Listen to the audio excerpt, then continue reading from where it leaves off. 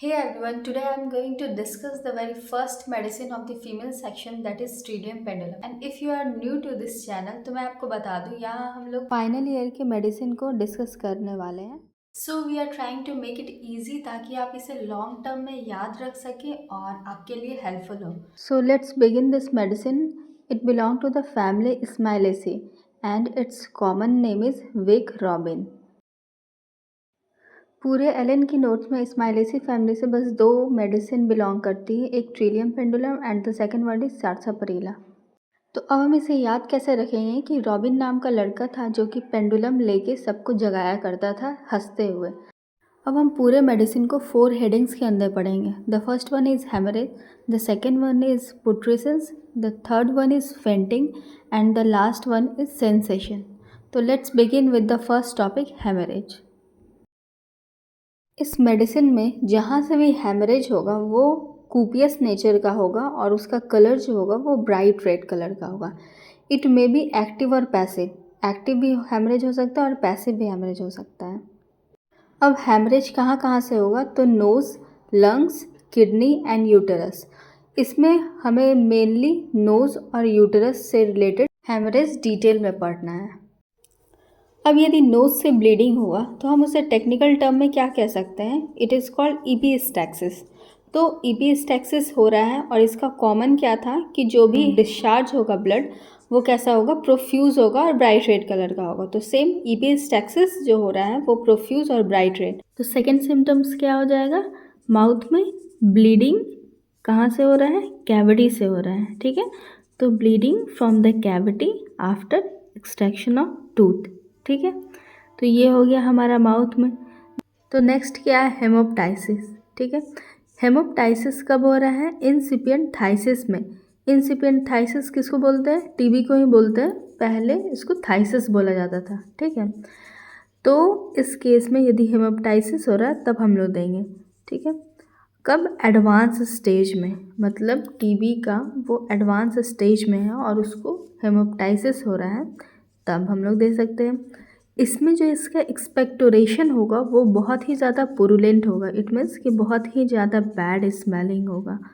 ठीक है, तो पुरुलेंट एक्सपेक्टोरेशन. अब नोज से रिलेटेड जो भी सिम्टम्स था उसकी बात हम लोगों ने कर लिया है. अब हम बात करेंगे यूटेरस से रिलेटेड जो भी सिम्टम्स है.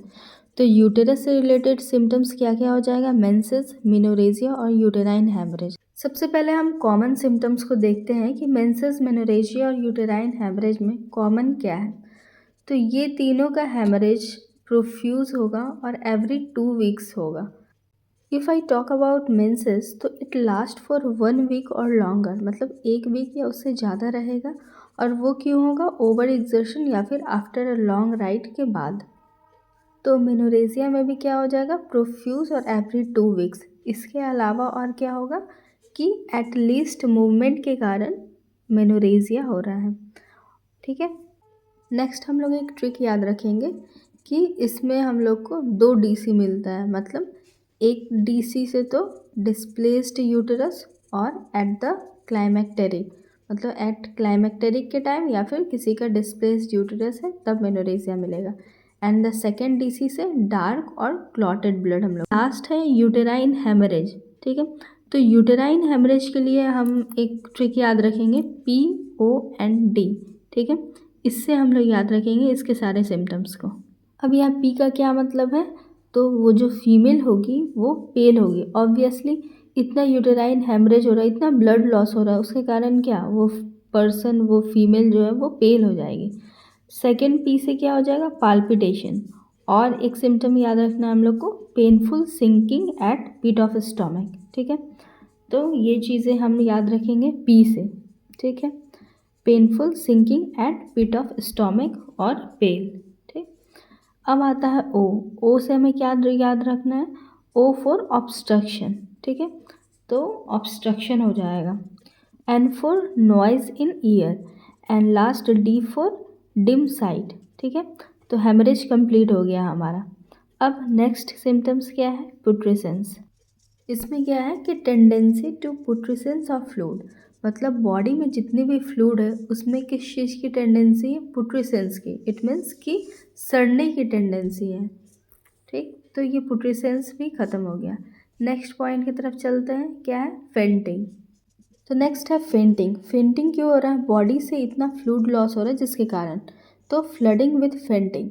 तो ये सिम्टम भी कंप्लीट हो गया। फिर चलते हैं सेंसेशन की तरफ। तो फोर्थ पॉइंट क्या है हमारा, सेंसेशन। तो हाँ, इसमें इंटरेस्टिंग चीज़ है कि उस लेडी को लगता है कि उसका हिप और स्मॉल ऑफ बैक जो है वो फॉलिंग इनटू पीसेस, मतलब टुकड़ों में बट जाएगा। क्यों ऐसा उसे क्यों लगता है, क्योंकि उसे ऐसा सेंसेशन होता है कि सैक्रोइलियक सिकॉन्ड्रिसिस जो है वो फॉलिंग अपार्ट, मतलब एक दूसरे से दूर जा रहा है। तो इस केस में वो क्या करना चाहेगी, यदि दूर जा रहा है, ऐसा सेंसेशन हो रहा है, तो वो उसे बांध कर रखना चाहेगी। It means want to bound them tightly. Next, उसे ऐसा लगता है कि उसका पेल्विक बोन जो है वो ब्रोकन हो गया है। तो ये कंप्लीट हो गया sensation part. This is all about Trillium Pendulum and you must read it from Ellen at least once. And if you have any query, write in the comment section. Bye bye.